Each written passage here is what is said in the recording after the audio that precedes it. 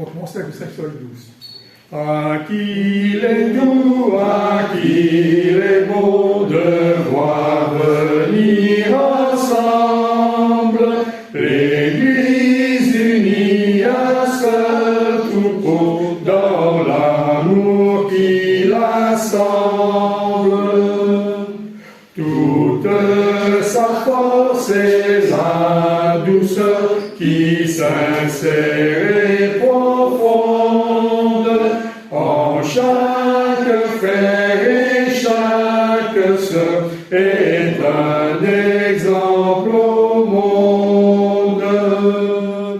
Dans l'allégresse ou dans le deuil, son Église est fidèle, car l'amour pour elle est le seuil de la vie éternelle.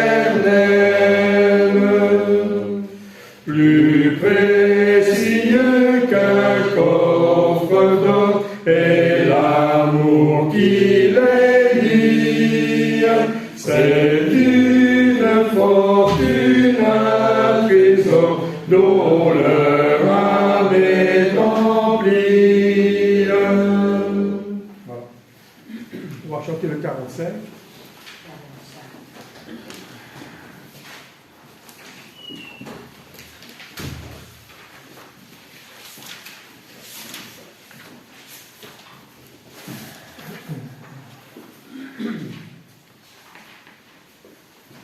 Les cieux et la terre célèbrent en chœur la gloire du Père, du Dieu créateur.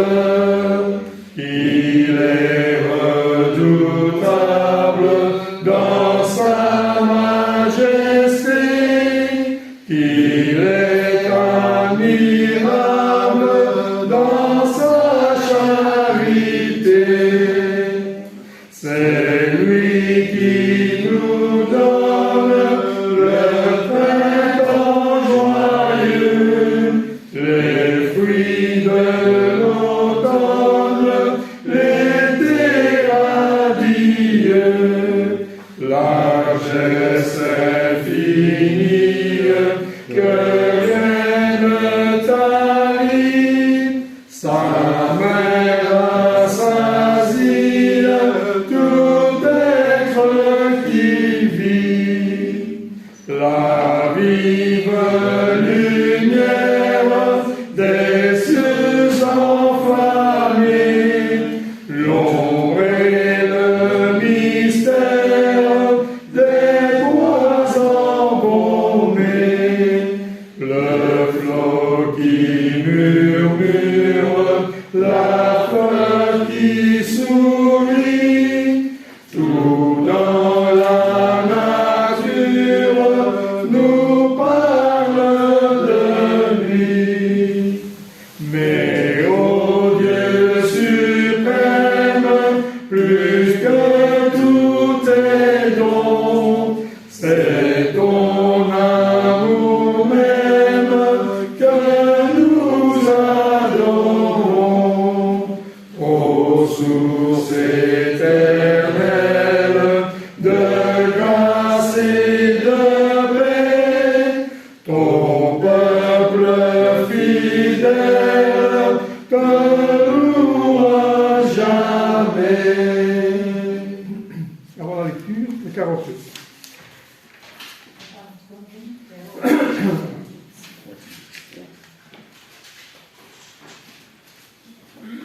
Tu créas les cieux et la terre, la nuit, le jour et la lumière.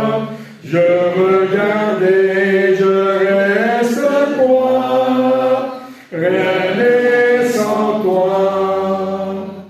Le soleil, les fruits de l'automne, c'est ton amour qui nous les donne pour notre bien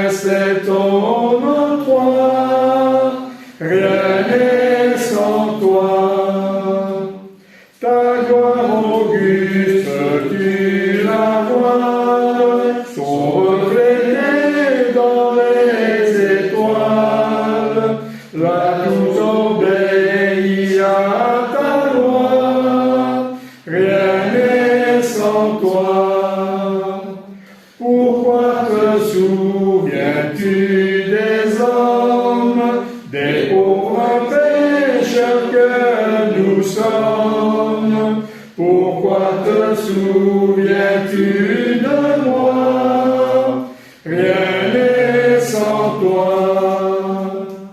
Oui, tu nous accordes ta grâce, au ciel nous garde une place. Christ règne en nous, il est le roi. Rien n'est sans toi.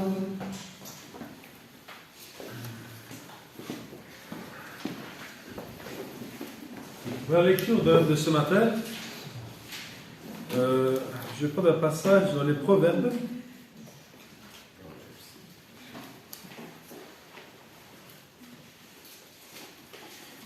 Proverbes, chapitre 2.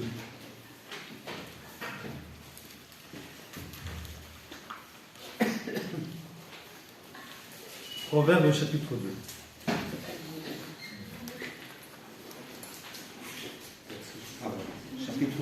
Chapitre 2. Proverbe chapitre 2. Mon fils, si tu reçois mes paroles, et si tu gardes avec toi mes préceptes, si tu réponds, si tu rends ton oreille attentive à la sagesse, et si tu inclines ton cœur à l'intelligence, oui, si tu appelles la sagesse, si tu élèves ta voix vers l'intelligence, si tu la cherches comme l'argent, si tu la poursuis comme un trésor, alors tu comprendras la crainte de l'Éternel, et tu trouveras la connaissance de Dieu. Car l'Éternel donne la sagesse. De sa bouche sortent la connaissance et l'intelligence. Il tient en réserve le salut pour l'homme droit, un bouclier pour ceux qui marchent dans l'intégrité, en protégeant les sentiers de la justice et en gardant les voies de ses fidèles. Alors tu comprendras la justice, l'équité, la droiture, toutes les routes qui mènent au bien. Car la sagesse viendra dans ton cœur, et la connaissance fera les délices de ton âme.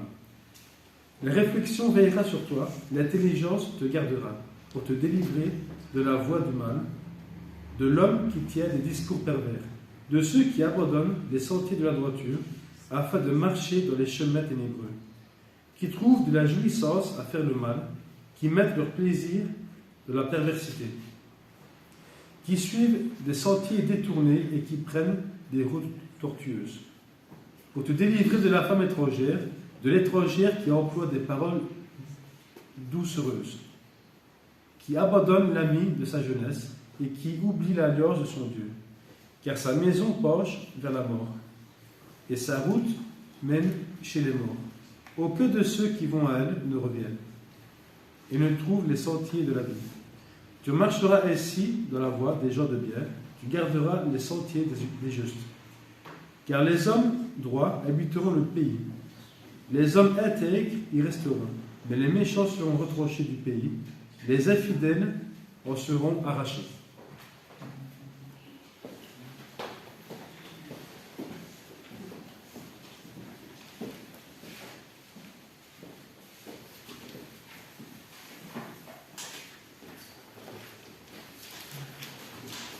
On va chanter le numéro 28. 28.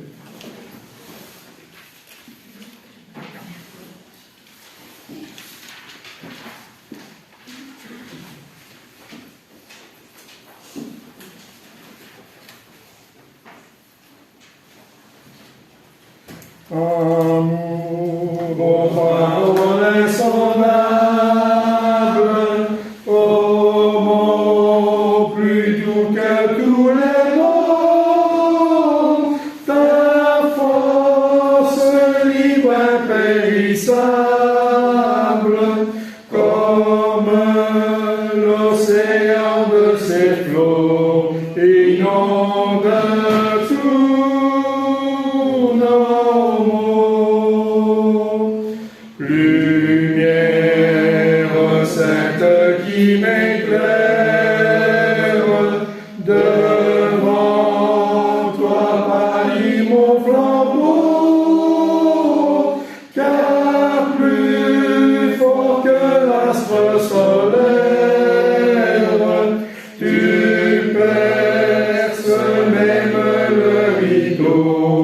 qu'elle est Pharaon.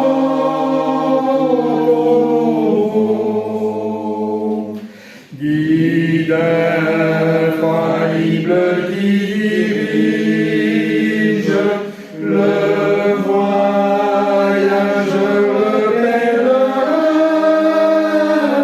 Si je me perds, toi tu corriges le sens de mes pas sans chagrin. J'arriverai serein. Au coin, tu fais tourner la tête de crainte, de peur et d'émoi. Dieu, ton Fils, paye ainsi ma dette. Mon cœur s'écrie en désarroi, sois à jamais mon roi. Et le 315, avant de partager le repas du Seigneur.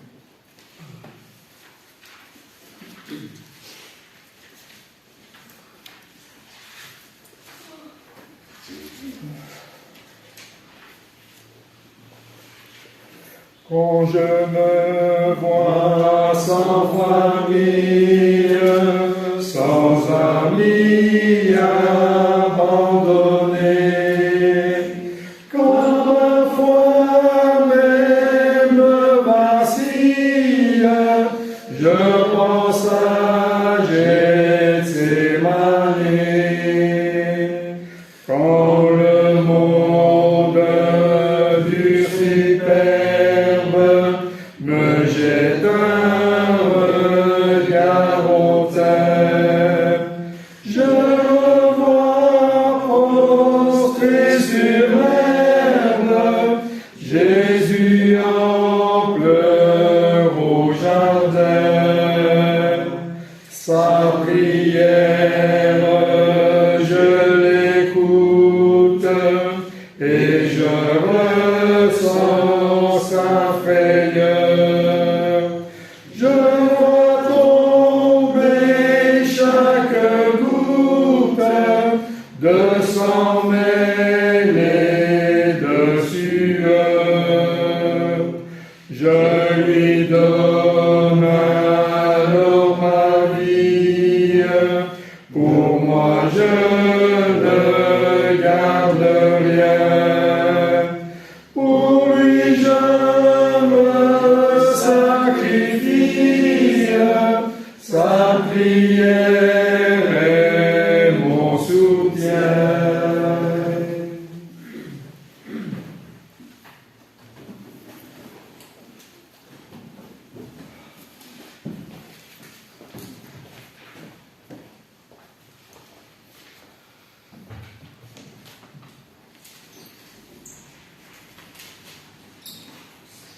Je vous invite, si vous voulez bien, pour le repas du Seigneur, de prendre avec moi Marc, chapitre 16. Marc, chapitre 16.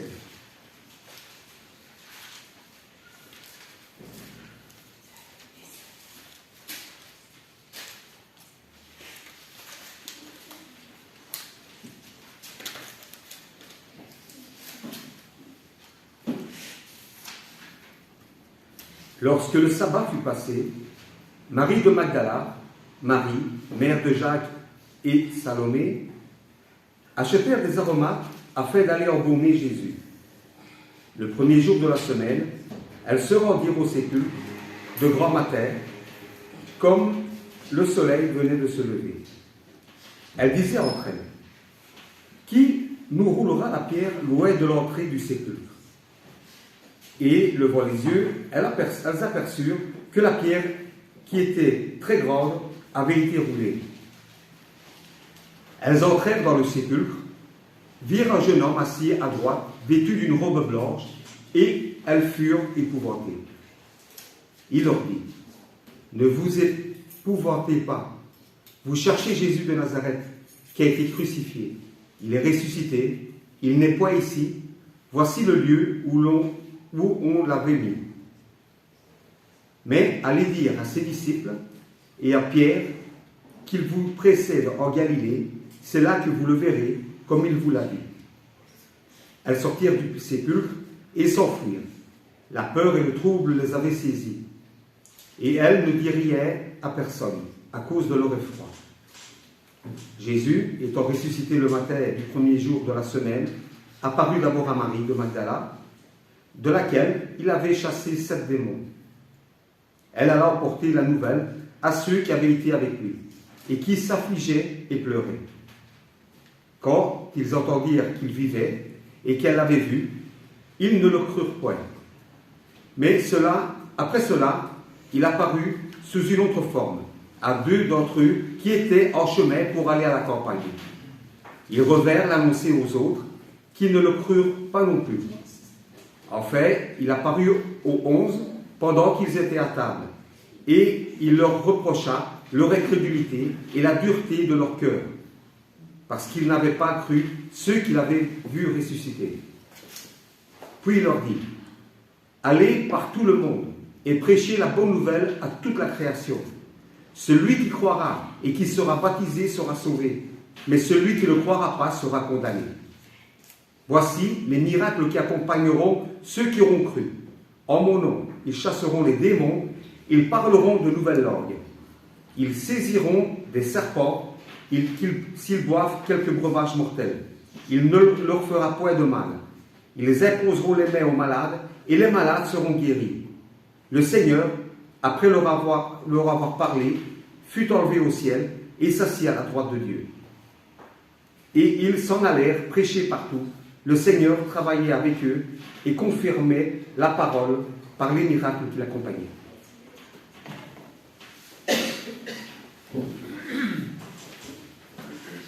Nous te rendons grâce, notre Père bien-aimé. Nous te rendons grâce parce que tu es le papa adoré. Tu es un papa qui nous aide dans toutes les épreuves. Et par preuve, notre Père, tu nous as envoyé ton plus grand cadeau qui est ton Fils unique, notre frère bien-aimé Jésus-Christ. Il est venu ici dans ce monde. Il s'est dépouillé de toute la gloire qu'il avait auprès de toi. Et il est venu ici comme un être humain, sensible, avec des émotions, avec de la tristesse, avec des pleurs et de la joie. Nous te remercions, notre Père, le fait qu'il a pu accomplir ton plan de rédemption. Car sans la venue de ton Fils, notre Père, nous serions totalement perdus. Nous te remercions. Nous te remercions encore, notre Père, pour partager ensemble ce pain qui représente le corps de ton Fils unique. À toi soit la gloire, notre Père, au siècle des siècles, et c'est en son nom que nous te remercions. Amen. Amen.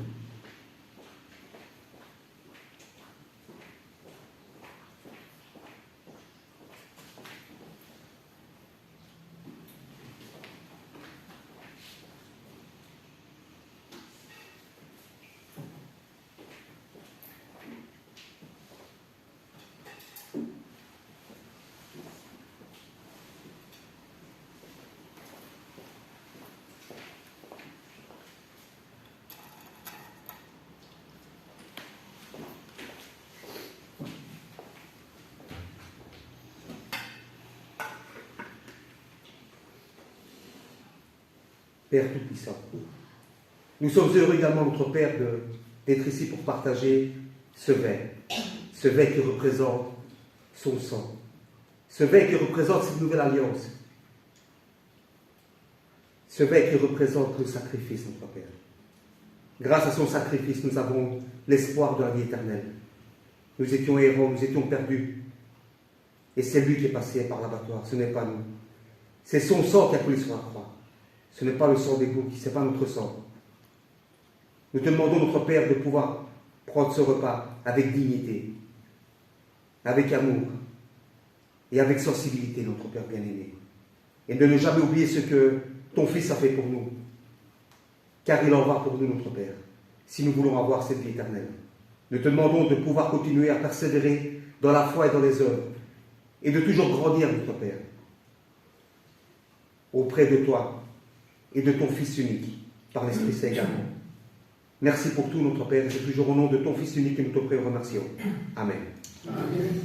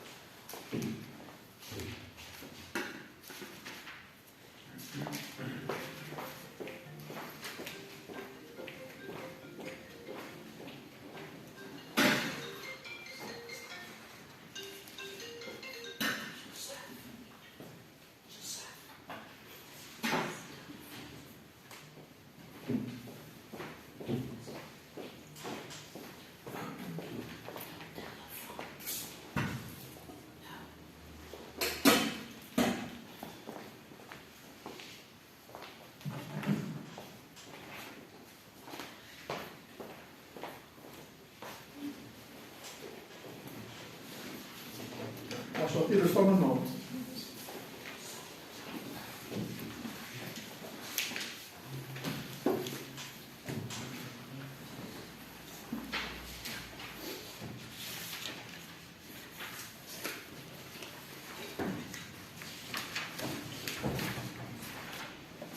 Ouvrez vos portes du tombeau, Jésus, pareil qu'il est beau, il revit aux merveilles, le péché, l'enfer et la mort.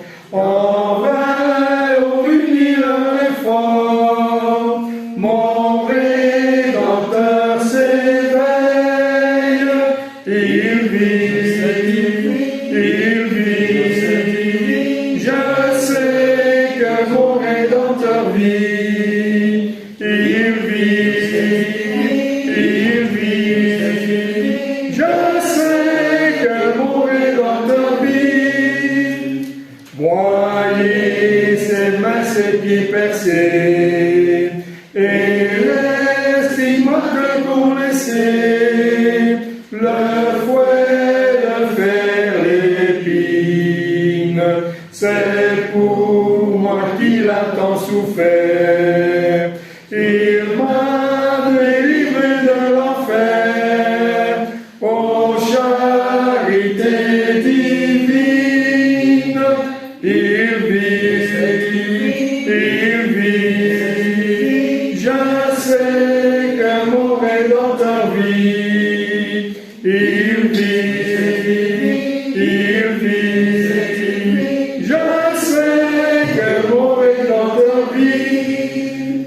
Je n'ai plus rien à redouter.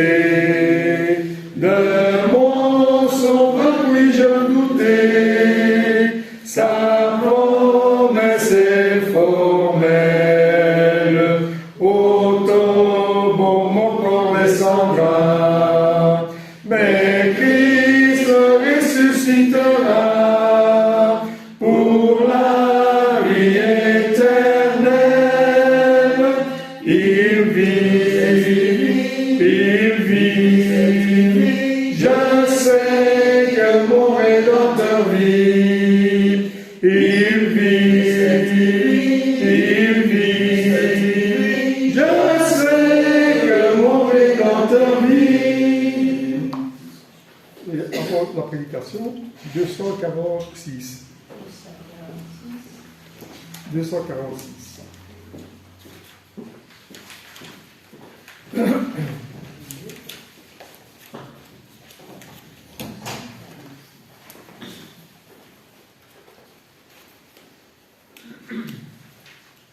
La voix du Seigneur m'appelle, prends ta croix et viens suis-moi.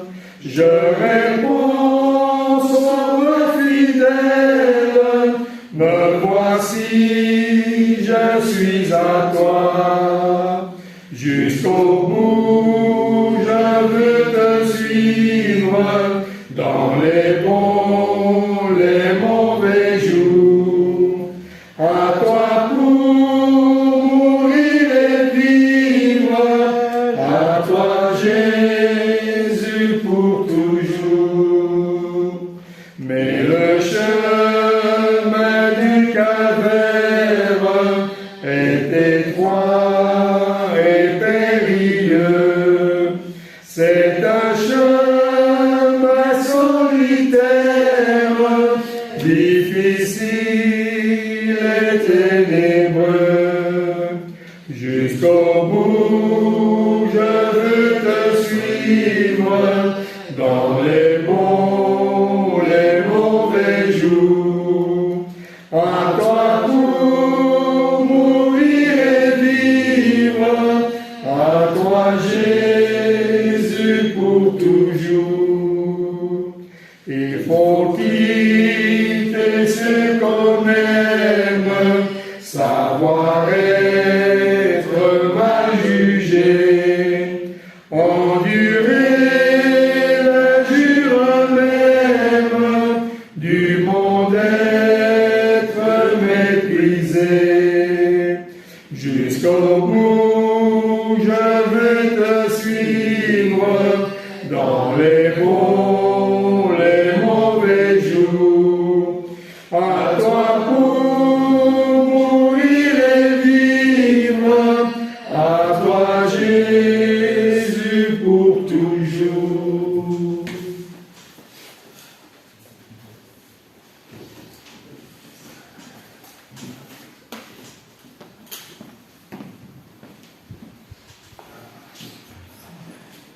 Est-ce qu'il y a des annonces avant de commencer? Les repas se poursuivent bien, donc il reste encore deux semaines et puis on va finir. Encore 2 semaines, ouais, juste. Jusqu'au premier samedi du mois de mars. C'est le mois de mars. Samedi ou dimanche? Samedi. C'était pas dimanche?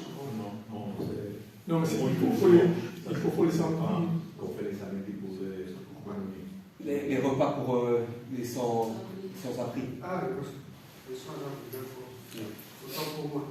Mais il reste encore deux samedis. Les samedis. Cette année. Il y a un sujet que j'aimerais bien développer, mais pas tout seul, on va faire ça comme une étude, à ceux qui veut parler parle, ou apporter son expérience ou quoi. Ça m'est arrivé au travail, en fait je parlais avec un collègue à moi, et lui étant persuadé que Jésus ne pouvait pas être le Fils de Dieu, et on parlait tranquillement, hein, on parlait tranquillement avec le collègue, et il s'est fait comprendre que même la science aujourd'hui peut prouver que Jésus était bien là il y a plus de 2000 ans. Historiquement, il y a bien un homme qui était à tel endroit, qui a été accusé, qui a été condamné. L'histoire le dit, donc la science, l'histoire est derrière ce fait. Mais forcément, ce qui en est de croire à ce que Jésus a dit ou a fait, ça, c'est plutôt du côté de la foi. Plutôt. Mais on ne peut pas dire que Jésus a bien été réellement ici il y a plus de 2000 ans. Après, encore une fois, d'autres vont peut-être croire que... mais il y en a quand même certains qui disent que non, je ne crois pas, parce que pour eux, même les scientifiques qui vont dire que Jésus, effectivement, les gens vont dire que Jésus a bien et bien existé, mais eux vont peut-être trouver des excuses pour dire que finalement, peut-être, cet historien-là était simplement... va trouver des excuses, parce qu'il croit, donc il va soutenir le texte. Ne serait-ce que pour ça. Et des fois, on peut s'imaginer pourquoi est-ce que cette personne-là s'obstine à croire ce qu'elle croit en fait. Donc, ça peut être le sujet de l'étude de ce matin. Vous, pourquoi croyez-vous ce que vous croyez? Et moi, pourquoi est-ce que je crois ce que je crois, tout simplement. Et on va prendre plusieurs cas qui parlent de personnages qui s'obstinent à croire. Est-ce qu'ils font bien de croire de cette façon-ci, de cette façon-là, pardon? Est-ce qu'ils font bien de s'obstiner? Est-ce qu'ils font bien de négliger peut-être autre chose? C'est le sujet qu'on peut parler aujourd'hui. Et en parlant avec mon collègue, donc très sympa, très gentil, très bon collègue au travail, mais il était obstiné dans le sens où, et lui peut-être dire ça aussi de moi, obstiné dans mon sens, hein, donc ça va dans les deux sens forcément. On ne va pas me jeter la pierre à l'autre et nous, forcément, toujours bien, non, c'est pas le cas. Mais il était obstiné de croire avec certitude que ce que lui disait était forcément la vérité. Simplement parce que pour lui, il va se fier sur des reportages, parce qu'il aime beaucoup ce genre de reportages. Et il va même jusqu'à croire, et ça, c'est lui qui, sa façon, chaque avis est respectable hein, de toute façon, mais il va même jusqu'à pousser dans son raisonnement et dire que ce sont même les extraterrestres qui sont derrière tout ça, et voilà. Donc pour vous dire son raisonnement en fait, jusqu'où ça peut aller. Et on va revenir un peu sur la lecture de ce matin que j'ai faite en Proverbes, chapitre 2, qui parle un peu pas des extraterrestres, mais de la connaissance qu'on doit rechercher en fait. Et j'ai voulu prendre quelqu'un de fort, pour ça qu'on connaît tous, c'est Paul. Paul était quelqu'un qui persécutait l'Église, et on va prendre d'ailleurs un passage où, en Acte 22, Paul explique qui il est, et explique aussi un peu son parcours. Acte chapitre 22.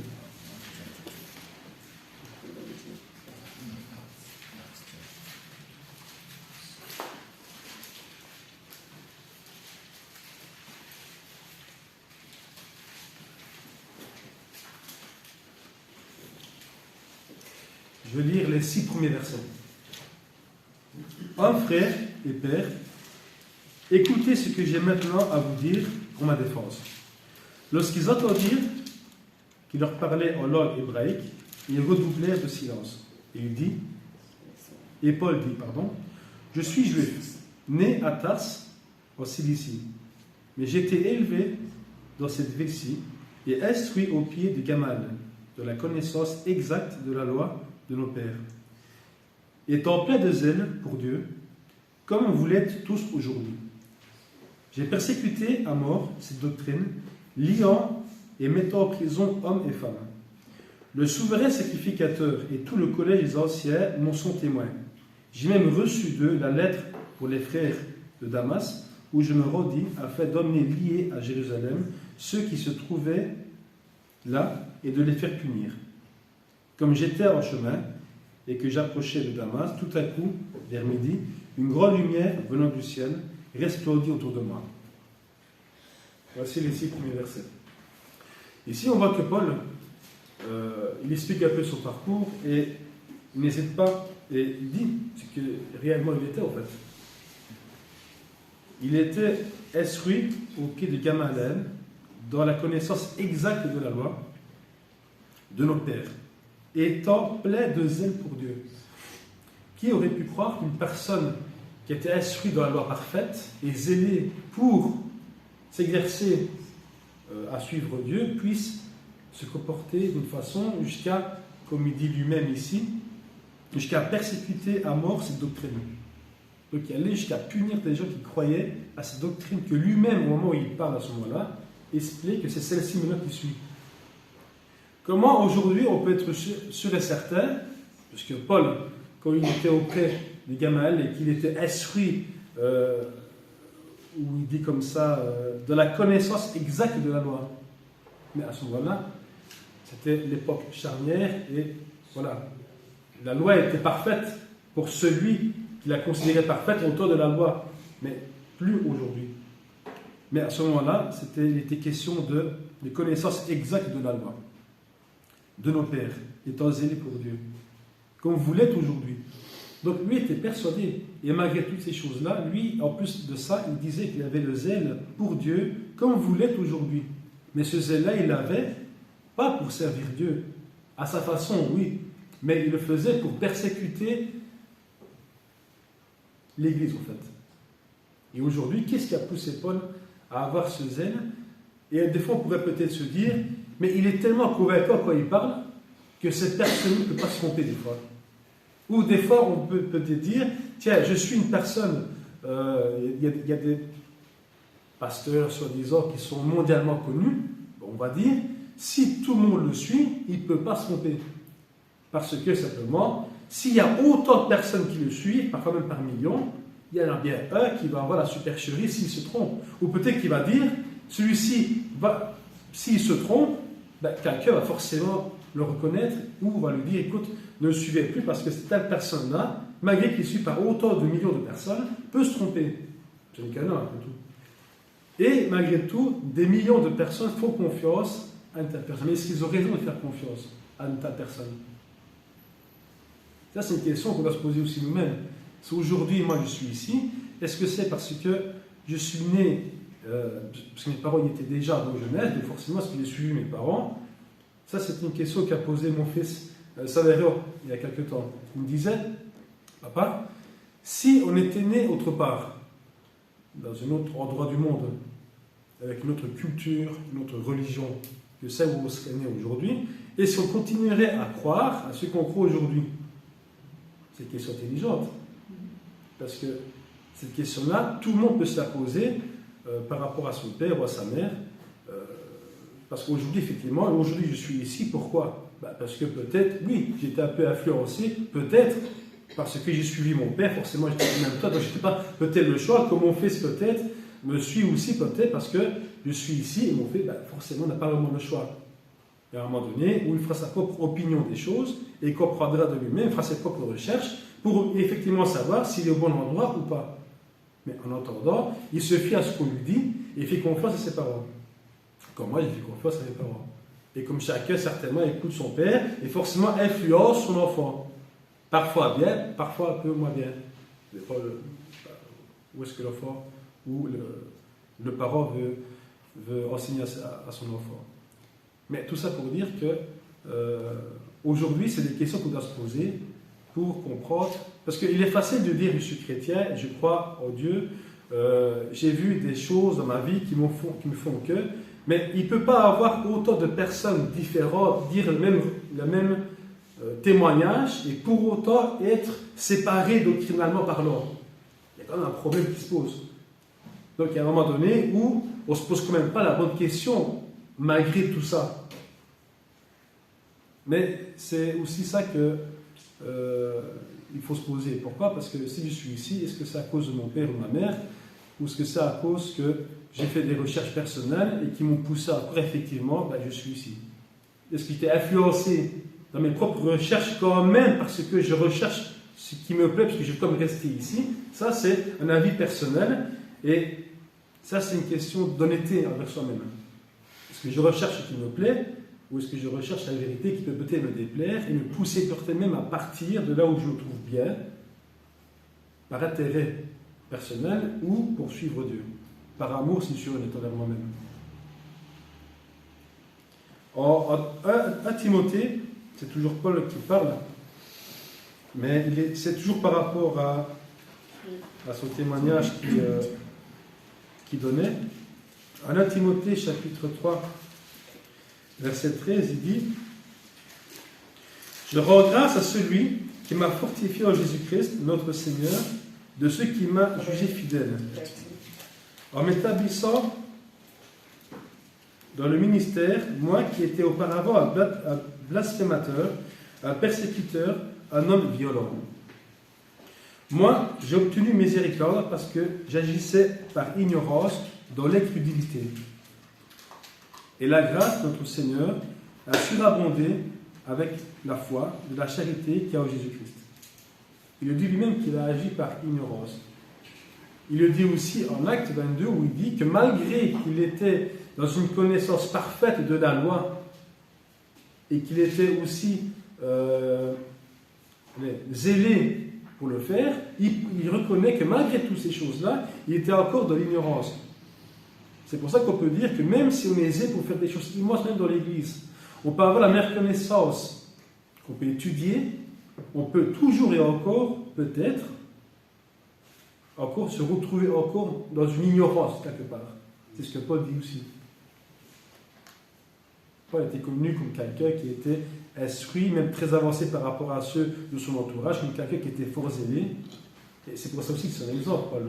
Comme papa l'a dit aussi tantôt dans l'étude, lui qui a persécuté l'Église a lui-même été aussi persécuté. Donc il peut comprendre en quelque sorte le mal qu'il infligeait à ceux ou celles qu'il considérait comme des gens qui étaient des gens à punir, de mort même. Mais lui qui est passé par là peut comprendre.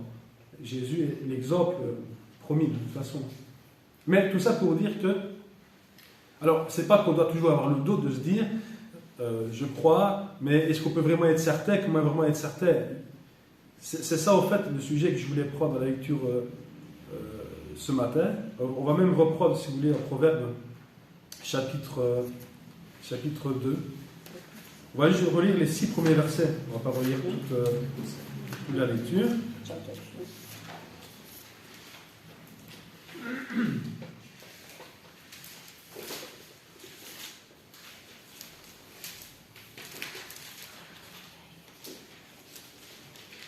Le 1 à 6 dit, le proverbe 2, « Mon fils, si tu reçois mes paroles et si tu les gardes avec toi, et si tu gardes avec toi mes préceptes, si tu rends ton oreille attentive à la sagesse et si tu inclines ton cœur à l'intelligence, oui, si tu appelles la sagesse et si tu élèves ta voix vers l'intelligence, si tu la cherches comme l'argent et si tu la poursuis comme un trésor, alors tu comprendras la crainte de l'Éternel et tu trouveras la connaissance de Dieu. » Ici, il y a un intérêt qui ne doit pas être personnel, mais un intérêt qui doit se tourner vers Dieu, en fait, ici. Ici, il dit, et je reprends le verset 4, 3 et 4, « Et si tu appelles la sagesse, et si tu élèves ta voix vers l'intelligence, et si tu cherches comme l'argent, si tu poursuis comme un trésor, alors tu comprendras la crainte de l'Éternel. » Je pense qu'ici, il y a un intérêt commun de se dire, quelle est ma priorité? On a parlé de priorité il y a quelques semaines. André, il parle de priorité. Quelles sont mes priorités dans ma vie aujourd'hui? Est-ce que ma priorité, ici, il prend l'exemple de l'argent, parce qu'aujourd'hui, sans argent, tout le monde travaille, c'est pour l'argent. Moi, je travaille, c'est par amour pour mon travail, de me lever très tôt ou de rentrer très tard, quand ça dépend des pauses, tout ça par amour du travail. Si je le fais, c'est parce que j'ai besoin d'argent pour payer la facture, le manger, la voiture, pour me déplacer, comme tout le monde. Sinon, un monde sans argent, c'est un monde qui ça n'irait pas. Mais c'est un exemple où aujourd'hui, tout le monde fait des efforts pour de l'argent, tout le monde se bat, recherche de l'argent pour pouvoir simplement vivre. Mais aujourd'hui, c'est un exemple qui va prendre ici, si tout le monde la recherche comme de l'argent, c'est ça qui fera que vous recherchez en tout cas vos priorités. La priorité, c'est quoi? Aujourd'hui, c'est rechercher ce qui est le plus important dans mon cœur. En Matthieu 6, je pense, il y a un passage qui dit comme ça, ou 5, à la fin, il dit que là où il y a ton trésor, là aussi sera ton cœur. Là, on ne parle pas de quelque chose qu'on met à la seconde place. C'est nos priorités, en fait. Donc, si aujourd'hui, je considère que ma priorité personnelle, c'est de chercher la vérité, je vais m'appliquer et mettre toute mon énergie pour essayer de rechercher cette vérité-là. Oui, mais on pourrait dire, en revenant sur Paul, oui, mais Paul n'a pas vraiment cherché la vérité. Pourquoi? C'est Dieu qui s'est révélé, Jésus qui s'est révélé à Jésus, on pourrait dire, sur le chemin de Damas. On a lu ça. Donc on pourrait dire, oui, mais il n'a pas vraiment cherché, mais il était zélé pour le faire. Il y a un moment donné, des fois, on ne cherche pas l'excuse à Paul, c'est pas ça qu'on dit, mais on est tellement motivé à faire quelque chose que des fois on peut être mal orienté pour faire ce travail-là. Lui qui le faisait pour Dieu en plus. On peut dire que d'un côté il était très zélé pour servir Dieu, et d'un côté qui était un peu aveuglé. Pourquoi il dit lui-même j'agissais par ignorance. Donc on peut très bien être zélé pour faire beaucoup de choses, des grandes choses, mais on peut très bien forcément ne pas être toujours dans la vérité ou sur le bon chemin. On peut des fois agir par ignorance, pensant croire. Il n'a pas été choisi par hasard. Non. Donc c'était dans le plan de Dieu. Ouais. Parce que Paul le même lui dit, il dit tu m'as choisi déjà quand j'étais dans les entrailles de ma mère. Donc il n'a pas été choisi par hasard et Dieu l'a choisi parce qu'il avait cette connaissance, qu'il savait très bien ce que Paul allait faire par après. D'ailleurs, il a bien rempli son. Mais je voulais un petit peu revenir sur ce que tu disais tout à l'heure quand tu étais jeune et tout ça, avec tes parents. En fait, tes parents, ils ont mis la semence dans ton cœur. Le fait qu'ils t'aient pris tout le temps ici avec toi, le fait qu'ils t'ont pris tout le temps avec eux. Et après, c'est Dieu qui t'a fait croître. Ouais. Donc, c'est Dieu qui fait après le reste. Tes parents, ils t'ont Toujours donné une direction. Ils t'ont mis dans la direction. Une direction. Et puis après, Dieu connaît ton cœur et c'est Dieu qui te fait croître. Pourquoi? Qui te fait grandir. Et c'est pour ça que c'est important de pouvoir pas seulement se confier en l'homme, même si c'est son père, sa mère, les parents d'un enfant sont toujours le meilleur exemple pour n'importe quel enfant, pour des bons parents, je parle. Parce qu'il existe malheureusement des enfants que c'est pas toujours la même chose. Mais pour prendre des bons parents vont toujours prendre le meilleur pour leur enfant. Que là où eux-mêmes, et je le comprends maintenant, là où moi-même j'ai échoué peut-être à leur âge peut-être, je ne voudrais pas qu'ils échouent parce que, et là alors tu es là à leur donner le conseil pour qu'ils écoutent, pour pas qu'eux ils échouent là où toi tu as échoué. Il veut dire vraiment, c'est vrai, si tu dis que les parents, comme les parents l'ont dit, de donner la semence aux enfants, les enfants par ça. Ouais. Mais moi, André, par exemple, papa, lui, comment dire, il n'a pas eu cette semence-là pour se donner au Seigneur. Mais le Seigneur s'est révélé par Joseph Salvatore, qui lui a trouvé papa et qui l'a converti. Ouais.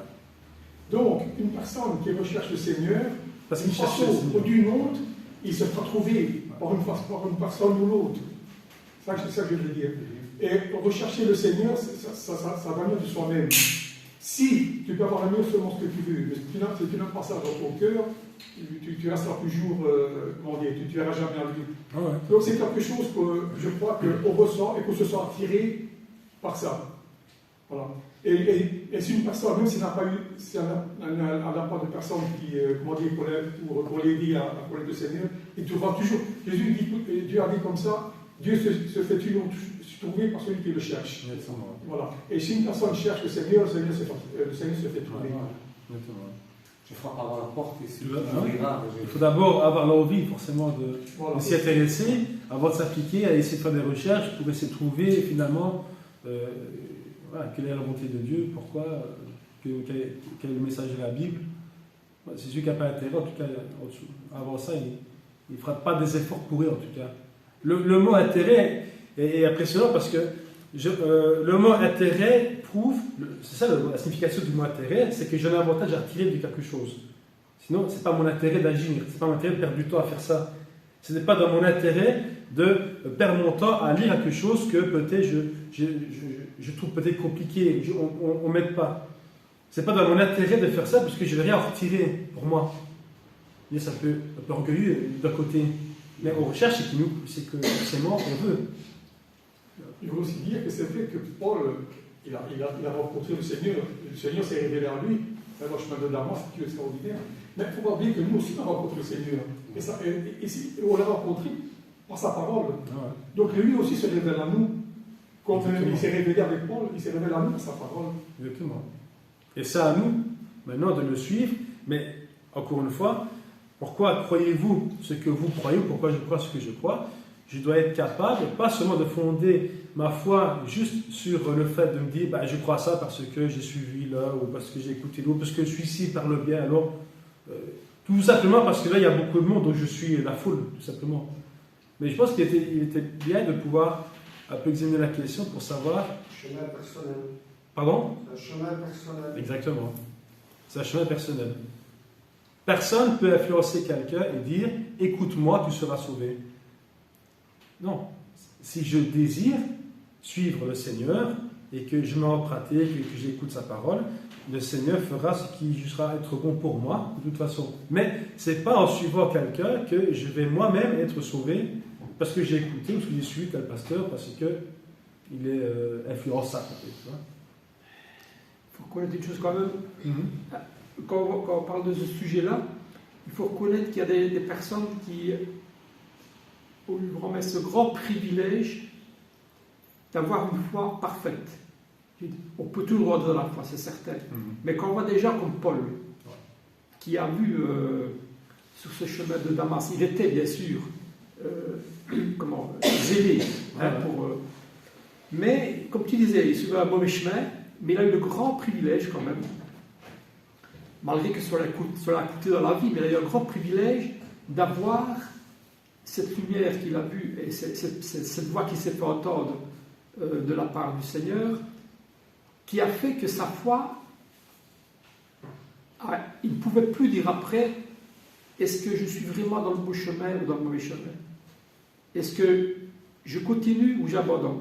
Il avait ce phénomène, ce qui s'est passé sur le chemin de Damas, c'est un privilège pour Paul, extraordinaire, il faut le reconnaître. Il n'y avait plus de doute. Tu vois, j'ai lu un petit peu je commence par l'Ancien Testament. Dans le désert, lorsque Dieu a fait sortir son peuple d'Égypte, avec ses miracles qu'il a fait,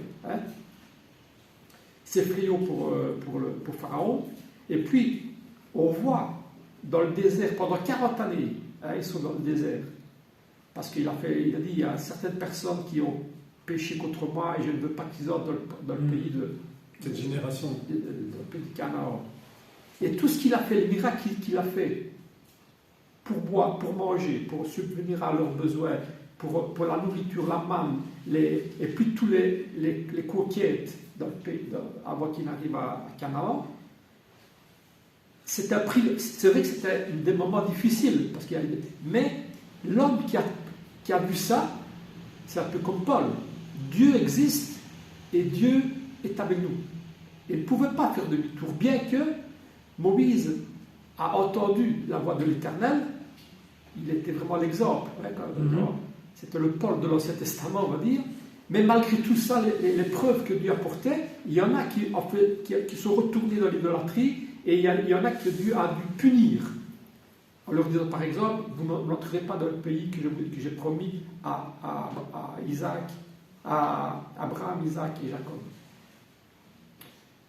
Donc, ça, c'est un privilège. Nous, on se retrouve 2000 ans après, et ce passage que tu as lu en Proverbes chapitre 2, ça porte la clé pour nous. Ça porte la clé. On n'a pas vu comme Paul, on n'a pas entendu ou vu comme Moïse, comme Isaac et Jacob, mais l'exemple de Salomon, c'est notre exemple. Un bon exemple. Parce que lui, il recherchait une chose, justement, c'est Dieu. Et pour trouver Dieu, le mot-clé, c'est la sagesse. La sagesse qui vient d'en haut, la sagesse de Dieu. Et tout son truc, il parle comme Dieu parlait à Moïse, comme il a parlé à Paul. Il dit mon fils. Et tu as pris l'exemple des parents par rapport au fils, qui donne le bon exemple. Eh bien, qu'est-ce qu'il dit? Je ne fais que répéter. Il dit, vous devez chercher comme un trésor. Mon fils, si tu cherches, verset 4, comme de l'argent Et si tu poursuis comme un trésor, eh bien tu vas trouver. C'est une promesse de Dieu. Même s'il n'y a pas eu cette semence, comme tu dis, de parent qui a donné, qui a donné la direction, il faut qu'il le fasse. Ça marche ou ça ne marche pas. Hein, on le voit dans la vie. Ça marche ou ça ne marche pas. Hein. Bien qu'on ne sait jamais ce que demain apportera. Mais il faut que la personne en question cherche de lui-même. C'est la condition première. Ça. Voilà. Et si on cherche, Dieu dit, tu trouveras. Tu trouveras quoi? Tu trouveras la connaissance de Dieu. Car l'Éternel donne la sagesse, de sa bouche sortent la connaissance et l'intelligence. Et ça, c'est tout le thème de Proverbe. Cherche et tu trouveras. Mais moi, je ne peux pas chercher pour toi. Non. Même pour mon fils, je ne peux pas chercher. S'il cherche, il trouvera. Mais on est là pour donner le meilleur conseil possible. Et ça, c'est à notre époque, c'est ce qui nous concerne. C'est ce qu'on peut faire. Et si on cherche vraiment, on trouvera. Même si on est dans une mauvaise voie, eh bien, il va nous remettre sur la bonne voie. Mais il y a aussi la sagesse, l'intelligence et l'esprit que Dieu donne. Et il faut prier pour ça. Afin d'être bien dirigé. D'avoir l'esprit que Dieu donne pour nous diriger, qui va donner l'intelligence pour voir c'est quoi l'intelligence. C'est voir ce qui est bon et ce qui est mauvais. Ce qui est vrai, ce qui est faux. Discernation.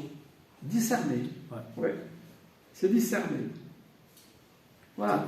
On pourrait pas. Il y a beaucoup de choses qui sont liées, hein, bien sûr, mais c'est d'abord la responsabilité de chacun. Chacun et Dieu, quand Dieu sera devant nous, il ne va pas dire oui, c'est pas ta faute, c'est la faute de. Qu'est-ce que tu as fait? Qu'est-ce que tu as fait toi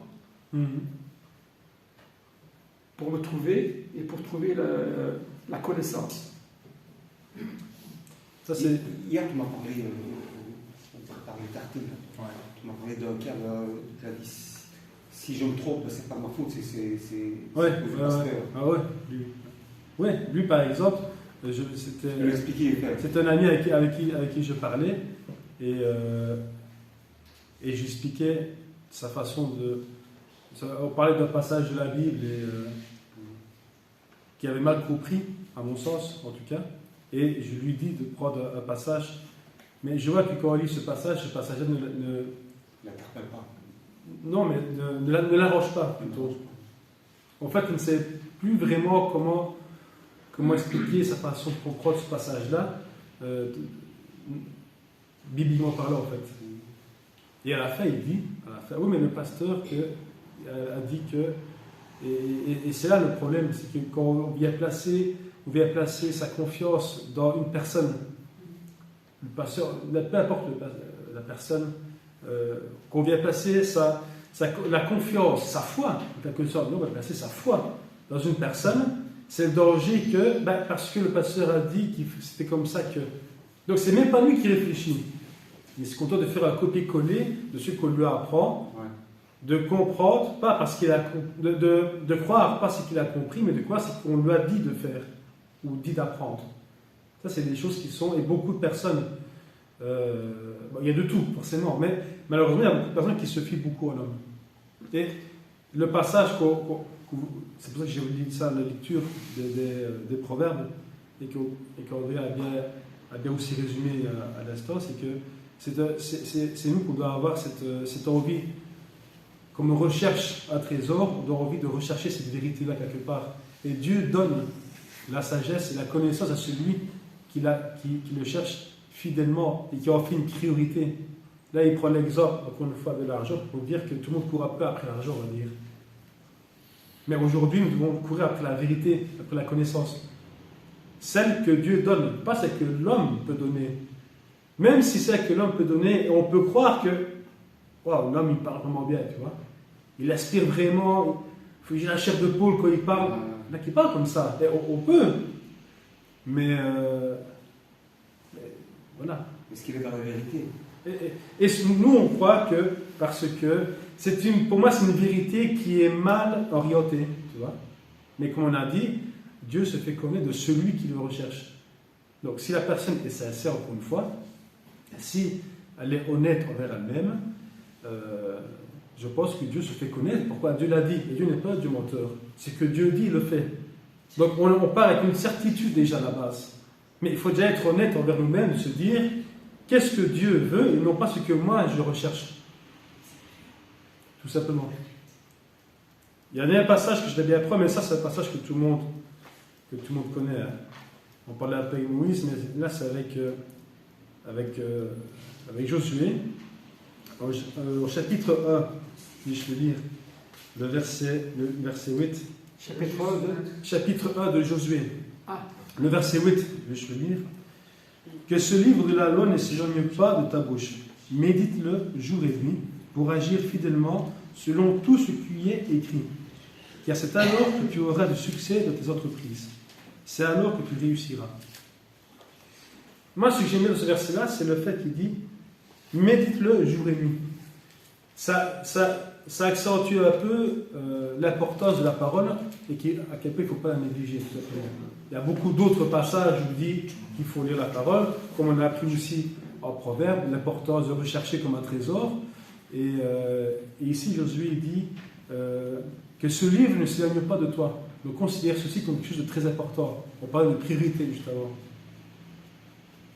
Et médite-le jour et nuit. N'en fais pas une priorité que tu considères quand tout va bien pour Dieu, et quand tout va mal, on oublie un peu, ou on oublie parfois, ou alors des fois on prie quand tout va mal, mais quand tout va bien, on ne prie pas non plus. Je ne suis pas hypocrite, c'est mon cas aussi. Mais tout ça pour dire comme ça que c'est un travail que tout le monde doit, moi le premier, à changer un peu de nos habitudes. Il y a un verset qui dit comme ça dans les évangiles, c'est Jésus qui parle au sujet de Thomas. Quand il dit tu ne voulais pas croire que je t'ai ressuscité parce qu'elle dit le premier jour que je vais laisser des trous dans ses mains. Et Jésus se fait voir ça, par son main, par son vie. Et alors il dit comme ça pour croire la parole que tu vois les trous dans les mêmes percées, les pieds percés. Mais il dit heureux celui qui croira par la foi, qu'il dit. Heureux celui qui croira par la foi. Donc, le fait de croire par la foi est bien plus fort que celui qui... Parce que quand on voit, c'est facile à croire. Mais quand on ne voit pas et qu'on y croit, ça c'est encore plus fort encore. C'est plus personnel. C'est plus personnel, oui, c'est plus fort. Et là, ça vient de la conviction du cœur, et pas seulement par la vue, mais pas par la foi. Et la conviction du cœur est plus forte que celle de la vue, parce que celle de la vue est basée que sur une preuve physique.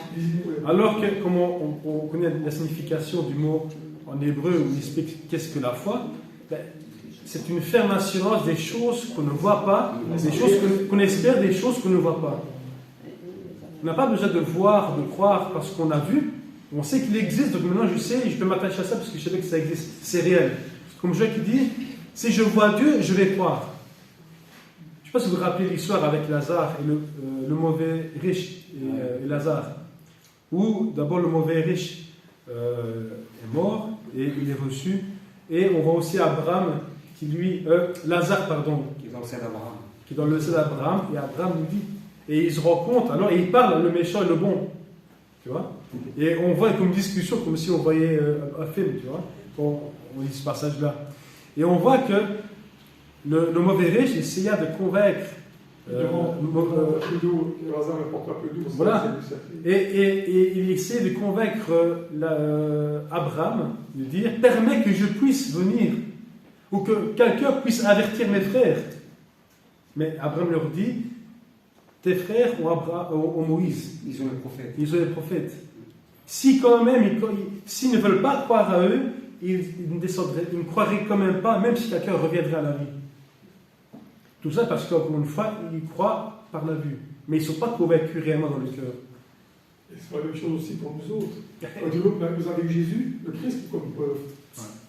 Voilà, donc là, on a donné quelqu'un, mais si on n'avait pas cru, vous n'en croirez pas encore maintenant. Exactement. Exactement. C'est la même chose. C'est pour ça que la question à la base, pourquoi croyez-vous ce que vous croyez?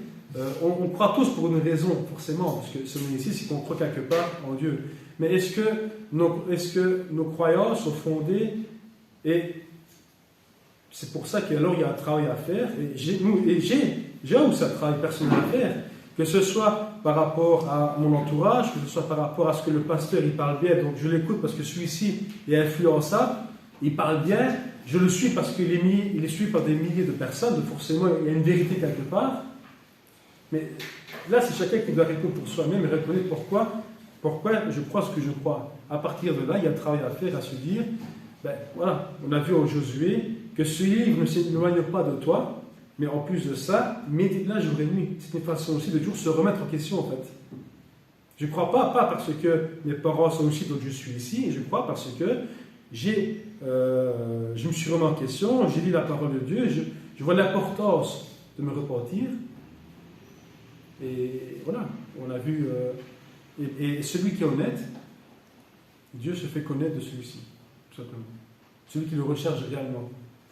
Alors beaucoup vont croire réellement, parce qu'on pourrait dire, oh mais Paul était réellement convaincu qu'il servait Dieu quand il persécutait l'Église, jusqu'au jour où il a convaincu, quand il a ouvert les yeux par le Seigneur, l'intervention du Seigneur, qu'il a compris qu'il pouvait être zélé d'une façon, mais il était à côté de ce que Dieu demandait. Nous, peut-être, on peut encore l'être pour aujourd'hui, on peut très bien être convaincu de quelque chose, tout simplement parce qu'on ne se remet pas à ça en question, en fait. C'est ça le but. On peut très bien être instruit, on peut très bien être zélé, mais si on ne se remet pas en question, on ne sait pas qu'est-ce qu'on vaut, en fait. On ne sait pas vraiment notre situation. C'est ça qu'on a besoin de se remettre en question pour savoir si effectivement je suis dans le bon chemin, si je suis à côté. Bon, Jésus, quand il dit que ce livre ne s'éloigne pas de toi, ça veut dire qu'il faut qu'il soit près de toi. Et médite-le jour et nuit pour dire, remets-toi dedans, remets-toi en question. On a besoin de ça. C'est ce qui fait aussi la solidité de la foi aussi. C'est ça.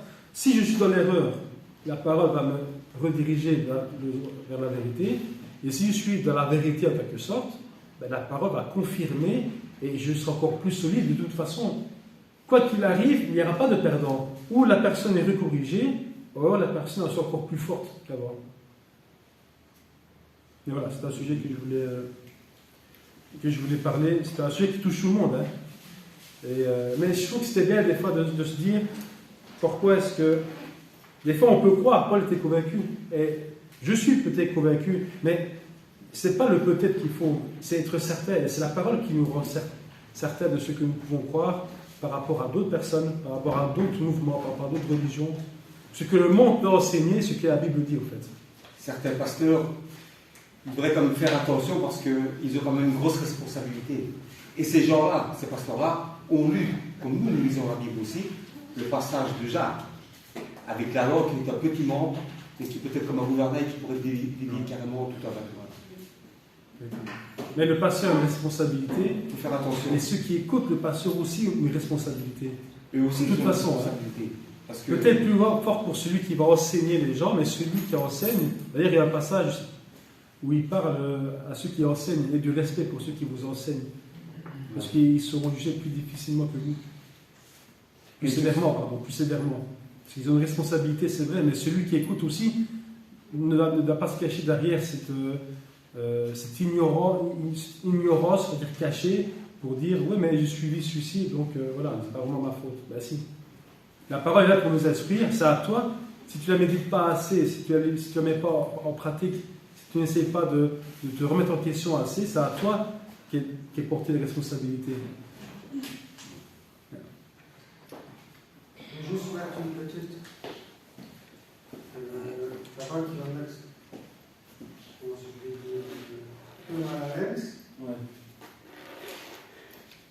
J'essayais un peu de pousser mon frère qui a un peu de mal il est dans une mauvaise situation maintenant. Je dis, essaie de croire plus en Dieu. Prie pour ça, confie-toi à lui. Le pousser un petit peu qu'il aille vers lui, parce que pour le moment, on n'est pas convaincu, il n'a pas vraiment envie d'entendre parler de ça. Et je dis, écoute, si Dieu n'existait pas, je dis, une maison que tu n'as construite pas, ne se construit pas toute seule. Les êtres humains, qui a créé les êtres humains? Ils ne sont pas arrivés comme ça par hasard sur la terre. Qui a créé la nature? Qui a créé la planète? l'univers? Oui, alors il me répond, mais alors, qui a créé Dieu?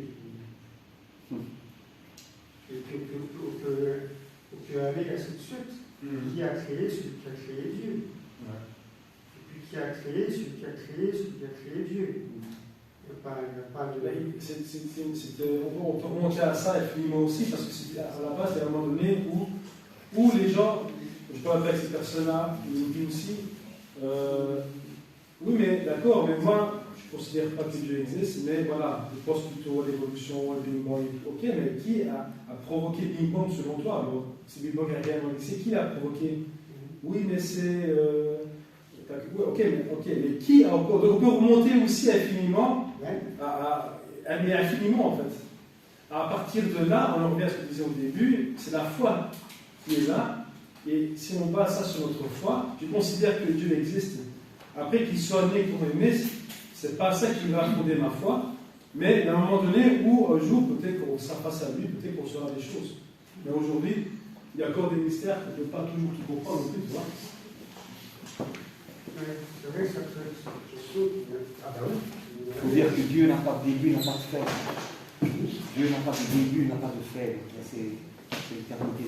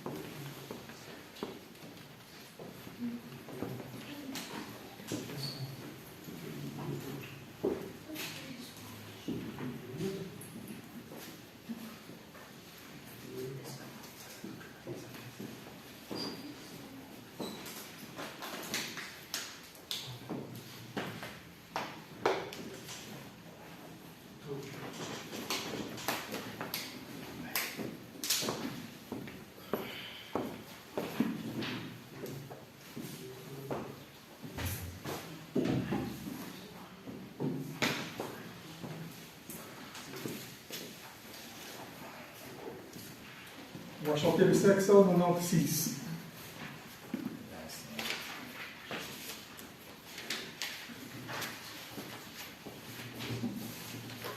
De la croix, la grâce coule comme un fleuve constamment. Oh, venez, venez en foule, un plein pardon vous attend. Oh, venez, venez en foule, un plein pardon vous attend. Oui, pour tous la grâce abonde, à tous le ciel est ouvert. Pour tous les pécheurs du monde, le Rédempteur a souffert. Pour tous les pécheurs du monde, le Rédempteur a souffert. Crois à sa miséricorde, qui dure éternellement. Pour toi la grâce déborde, à cette heure, en ce moment. Pour toi la grâce déborde, à cette heure, en ce moment. Et pour terminer, le numéro 47. 47.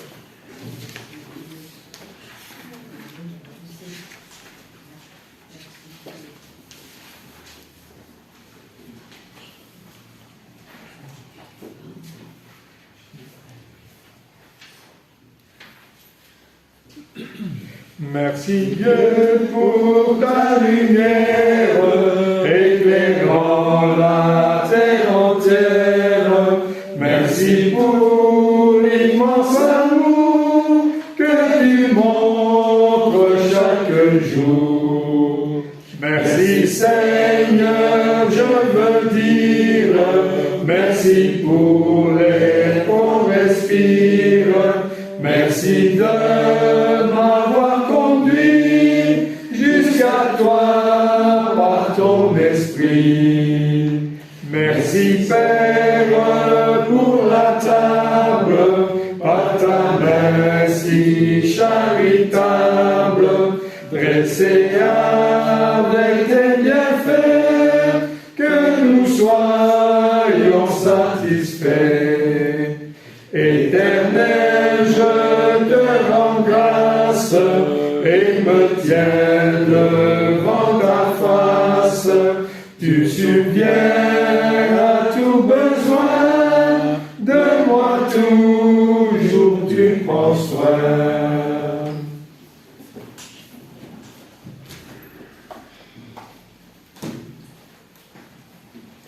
Notre Père bien-aimé, comme il est agréable, notre Père, d'être tous réunis ici, afin de pouvoir t'offrir ce culte, notre Père.